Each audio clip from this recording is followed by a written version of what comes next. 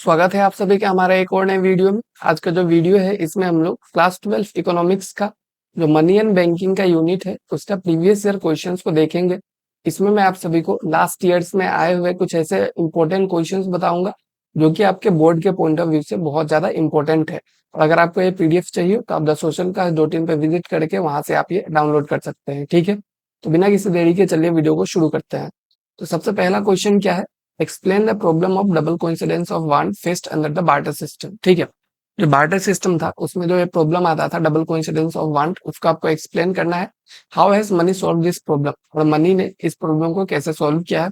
तो इसका आंसर जो है आप दो पार्ट में दीजिएगा। ठीक है, पहले आप जो problem of double coincidence of want है उसको समझा दीजिएगा, उसके बाद मनी ने इसका प्रॉब्लम को कैसे सॉल्व कर दिया ये चीज को बता दीजिएगा। ठीक है, तो पहले इस चीज का आंसर दे लेते हैं। In the barter system goods were exchange for goods. तो बार्टर सिस्टम में क्या होता था, गुड्स गुड्स के लिए एक्सचेंज किया जाता था। ठीक है, और for an exchange to happen both people had to want what the other person had. ठीक है, मतलब यही तो है डबल कोइंसिडेंस ऑफ वांट, मतलब कि अगर एक्सचेंज करना है तो जो दोनों पर्सन का जो नीड है वो दोनों एक दूसरे का फुलफिल करना चाहिए।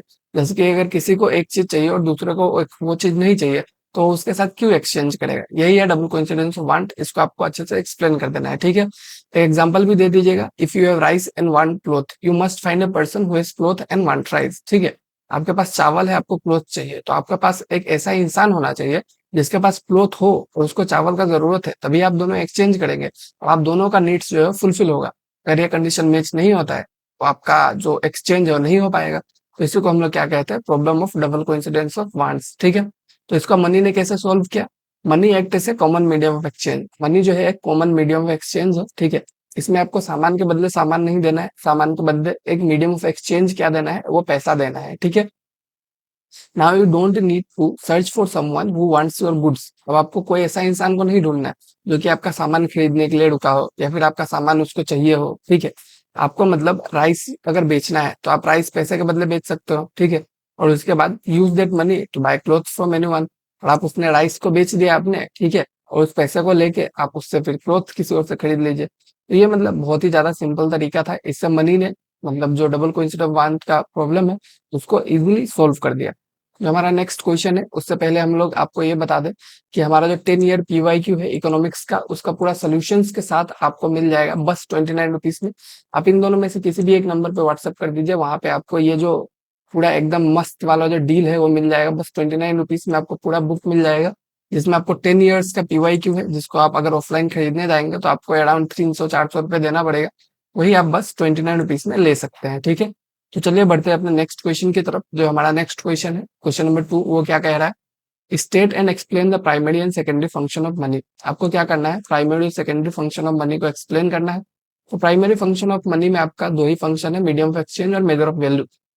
बाकी जो दोनों सेकेंडरी है वो आपका स्टोर ऑफ वैल्यू और स्टैंडर्ड ऑफ वैल्यू है, स्टैंडर्ड ऑफ डिफर्ड पेमेंट है। ठीक है, तो मैं आपको एक शॉर्ट ट्रिक बता दूं, सेकेंडरी फंक्शन का दोनों फंक्शन एस से स्टार्ट होता है और प्राइमरी फंक्शन का दोनों एम से स्टार्ट होता है। एस से सेकेंडरी, एस से आपका स्टोर ऑफ वैल्यू और स्टैंडर्ड ऑफ डिफर्ड पेमेंट।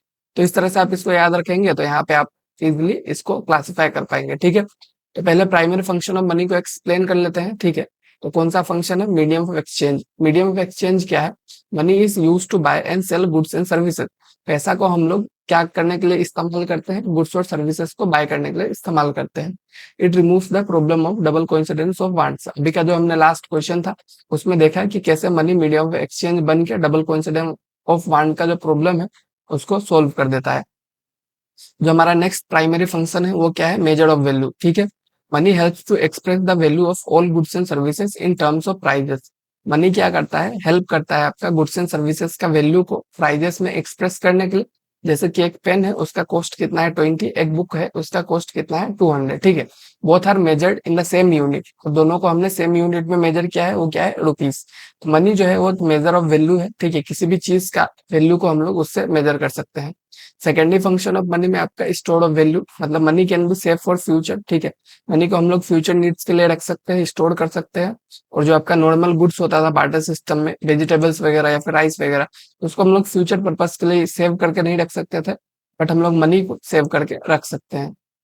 उसके बाद स्टैंडर्ड ऑफ डिफर्ड पेमेंट, मतलब कि मनी जो है वो फ्यूचर पेमेंट के लिए एक्सेप्ट किया जाता है। ठीक है, money is accepted for future payments. तो मनी को हम लोग फ्यूचर पेमेंट्स के लिए भी यूज कर सकते हैं। तो ये आपका स्टैंडर्ड ऑफ डिफर्ड पेमेंट हो गया। तो इस तरह से आप जो है दोनों फंक्शंस को एक्सप्लेन कर दीजिएगा। इसका जो हमारा नेक्स्ट क्वेश्चन है, define money supply, discuss it's components using M1 measured. तो आपको सबसे पहला पार्ट जो है क्वेश्चन में, उसमें मनी सप्लाई को डिफाइन करना है। ठीक है, डिफाइन करना है मतलब मनी सप्लाई का डेफिनेशन प्रोवाइड करना है। उसके बाद आपको M1 मेजर का जो कंपोनेंट्स है उसको एक्सप्लेन करना है। तो मनी सप्लाई क्या है आपने पढ़ा ही होगा। Money supply means the total stock of money, currency plus deposit held by people in an economy at a point of time. Money supply जो है at a point of time होता है। ये एक स्टॉक कॉन्सेप्ट है। ठीक है, एक पॉइंट ऑफ टाइम पे कितना मनी है उसी चीज को मेजर करता है। तो टोटल स्टॉक ऑफ मनी जो लोग है उसके पास कितना है at a point of time, उसको हम लोग क्या कहेंगे, मनी सप्लाई कहेंगे। ठीक है, इंडिया में क्या होता है, आरबीआई जो है reserve bank of India measure करता है मनी सप्लाई को डिफरेंट वेज में। जैसे कि आपका M1, M2, M3, M4, ये मतलब मनी सप्लाई का मेजर्स जिससे आप मनी सप्लाई को मेजर करते हैं। ठीक है, तो M1 जो है जिसको हम लोग नेडो मनी कहते हैं, उसका कंपोनेंट्स क्या क्या है, CDD OD, इसको आप याद रखिएगा, एक शॉर्ट फॉर्म है जिससे आप याद रख सकते हैं। सी क्या होता है, करेंसी विद द पब्लिक। ठीक है, जितना भी पेपर नोट्स और कॉइन लोगों के पास है उसको मतलब ये इंक्लूड करता है। और यहाँ पे करेंसी जो है गवर्नमेंट एंड आरबीआई के पास जितना है उसको एक्सक्लूड करता है। उसका डीडी मतलब डिमांड डिपॉजिट्स विद बैंक्स। ठीक है, money kept in current accounts and saving accounts in bank, मतलब जितना भी पैसा है करंट अकाउंट में या फिर सेविंग अकाउंट में बैंक में रखा गया है वो भी आपका M1 मेजर में इंक्लूड होगा। और ये पैसा क्या होता है, आपका विड्रॉ किया जा सकता है किसी भी टाइम, चेक, ATM या फिर ऑनलाइन मोड से। तो ये सब आपका इंक्लूड हो जाएगा M1 मेजर में। उसके बाद ओडी में क्या आता है, अदर डिपॉजिट विद आरबीआई। ठीक है, अदर डिपॉजिट विद आरबीआई में क्या है, deposit of financial institution with RBI. ठीक है, इस स्लाइड में थोड़ा दिक्कत आ रहा है, तो यहाँ पे नीचे क्या लिखा हुआ है, deposit of financial institution with RBI, ये आपका अदर डिपॉजिट हो गया। तो इस तरह से आप जो है मनी सप्लाई के बाद M1 को डिफाइन कर दीजिएगा। ये 2020 बोर्ड में आया था आपका। हर क्वेश्चन के बाद मैंने लिख दिया है यहाँ पे कि कौन से ईयर में आया था, ताकि आपको मतलब एस्टिमेशन हो जाए कि किस टाइप का क्वेश्चन अभी भी आ सकता है। ठीक है, तो फिफ्थ नंबर क्वेश्चन क्या है, ये 2023 में आया था। Explain the process of credit creation by commercial bank, use a numerical example to illustrate. ठीक है, आपको क्रेडिट क्रिएशन का जो प्रोसेस है उसको एक्सप्लेन करना है। उसके बाद आपको एक न्यूमेरिकल एग्जांपल भी यूज करना है। ठीक है, इस आंसर में मैंने न्यूमेरिकल एग्जांपल नहीं दिया है, वो आपके बुक में दिया हुआ है, उसको देख लीजिएगा, उसको एक्सप्लेन कर दीजिएगा। मैंने इसमें बस आपका जो क्रेडिट क्रिएशन का प्रोसेस है उसको एक्सप्लेन कर दिया है।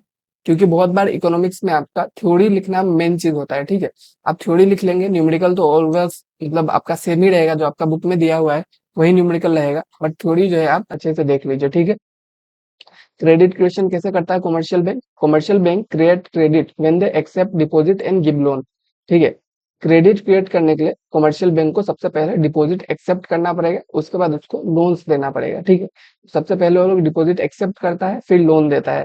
तो इसी प्रोसेस में क्रेडिट क्रिएशन होता है। तो कैसे होता है, they keep only a part of deposit as cash reserve called CRR, legal reserve ratio. ठीक है, जो लीगल रिजर्व रेशियो होता है आरबीआई जो फिक्स करके रखता है कि इतना बैंक को रिजर्व रखना है डिपॉजिट से, मतलब उसको लेंड नहीं कर सकता है, उसको एज ए लोन वो नहीं दे सकता है, उसको बैंक क्या कर लेता है, अपने पास रिजर्व रख लेता है। जनरली 15-20% के आसपास होता है। तो मान लीजिए 20% है, तो उसको जो है बैंक रख लिया, बाकी 80% वो फिर से लोन दे देता है। ठीक है, the money given as loan again comes back to the banking system as deposit and this process continues. और जो पैसा अब फिर से बैंक ने लोन दिया है, ठीक है, 20% रख के 80% जो लोन दिया, वो पैसा फिर से कोई इस्तेमाल करेगा इंसान। ठीक है, कोई इंसान जो है वो इस्तेमाल करेगा, किसी के पास जाएगा और वो पैसा वो फिर से किसी बैंक में डिपॉजिट करेगा। तो ये जो प्रोसेस है, इससे मतलब जो पैसा गया फिर से आया, फिर से वहां से लोन लिया जाएगा।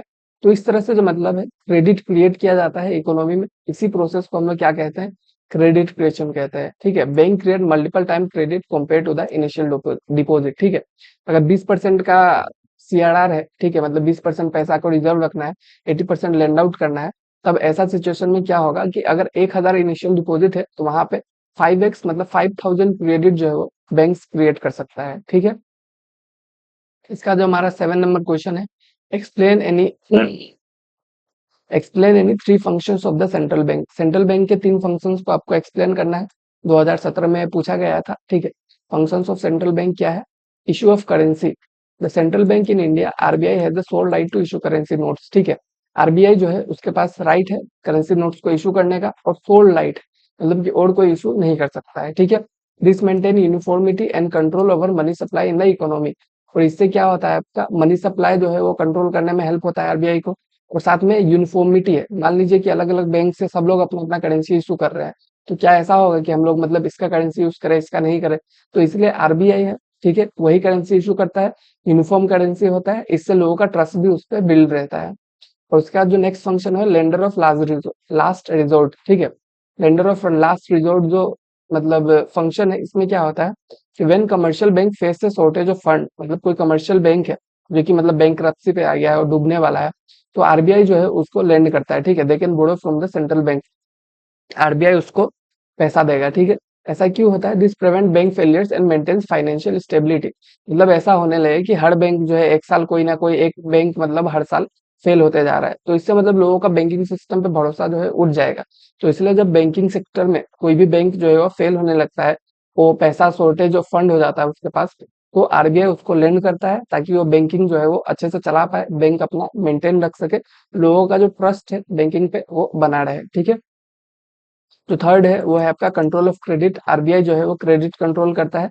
Central bank controls the flow of credit in the economy using tools like CRR, SLR, repo rate. ये सब टूल्स का यूज करके आरबीआई जो है वो क्रेडिट मनी सप्लाई को कंट्रोल करता है, ठीक है। तो ये सब आप एक्सप्लेन कर दीजिएगा तीनों फंक्शंस को। इसका जो हमारा नेक्स्ट क्वेश्चन है, ठीक है, थोड़ी यहाँ पे क्वेश्चन जो है वो गलत लिखा है, ठीक है। तो यहाँ पे मतलब क्वेश्चन क्या होना चाहिए, क्वेश्चन होना चाहिए कि ओपन मार्केट ऑपरेशन जो है उसका फंक्शंस को आपको एक्सप्लेन करना है। सेंट्रल बैंक जो है ओपन मार्केट ऑपरेशंस को कैसे यूज करता है, ठीक है। तो इसमें पहले आपको meaning of open market operation लिख देना है, ठीक है, ओएमओ जो है। Meaning of open market operation आपको लिख देना है। Open market operation mean the buying and selling of government securities. Open market operation क्या है? जब जो है गवर्नमेंट सिक्योरिटीज को बाय या सेल किया जाता है, ठीक है। जैसे कि गवर्नमेंट सिक्योरिटीज में कैसे क्या चीज आएगा, आपका बॉन्ड्स वगैरह आ जाता है, और इसको बाय सेल करने का काम कौन करता है? सेंट्रल बैंक करता है, किसी भी कंट्री का, हमारे यहाँ पे आरबीआई करता है। तो इसी प्रोसेस को क्या कहते हैं? ओपन मार्केट ऑपरेशन, ठीक है। ये क्यों किया जाता है? It is use to control the supply of money in the economy. ये इसलिए किया जाता है ताकि मनी सप्लाई जो है इकोनॉमी में उसको कंट्रोल किया जा सके। How central bank uses OMO. Central bank open market operation को कैसे यूज करता है? To reduce money supply during inflation, ठीक है। इन्फ्लेशन के टाइम में मनी सप्लाई को कम करने के लिए सेंट्रल बैंक इसको यूज करता है। उसके बाद RBI sells government securities to the public banks, ठीक है।